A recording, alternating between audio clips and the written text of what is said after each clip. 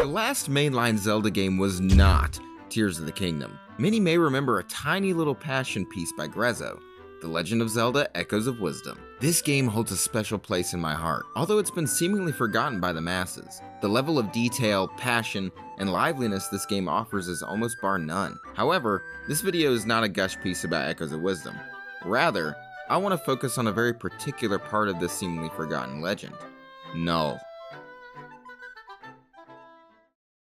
When I was a kid, I remember meeting the Great Deku Tree for the first time, and after beating Goma, he tells us likely the most crucial legend in the entire series: the creation of Hyrule and the Triforce. However, one detail stood out amongst the rest, that being this chaos that was Hyrule before the gods descended upon it. For years fans wondered, but eventually it became somewhat of an afterthought. That was, until Echoes of Wisdom. Null is very peculiar in that he doesn't fit in any known box in universe that we know of. Is he a swollen mass of nothing? A corrupted Tri? No. Or something of an anti-god? Point is, the gods themselves give Princess Zelda this time more context on the very same creation myth told to us by the Great Deku Tree in Ocarina of Time.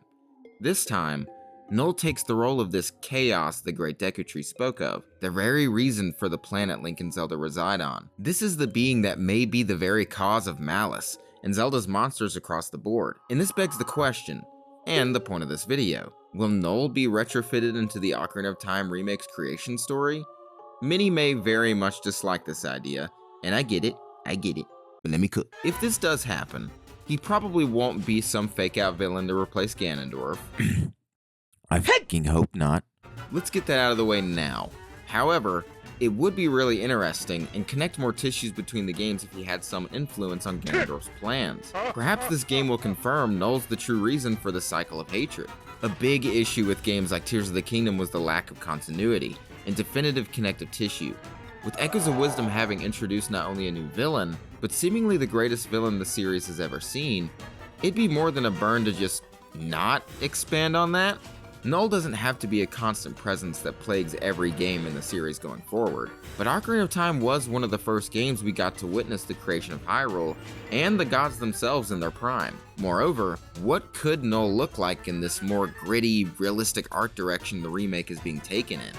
I imagine that Null is not some rogue Tri, but has the ability to take forms of beings he's consumed in the still world, or even take pieces of these beings he's consumed. Null has existed maybe even before the gods themselves, and his design should reflect that. A planet-sized void, a gaping black hole, or something more personified. What do you think? What could Null, if shown in Ocarina of Time's refreshed creation myth, look like? Will he take on a more integral role in the series moving forward, perhaps starting with this game? And what do you want to see from Null in the future of the franchise? I may do a deeper video on this abomination in the future. Until then, discuss in the comments below, like, subscribe, and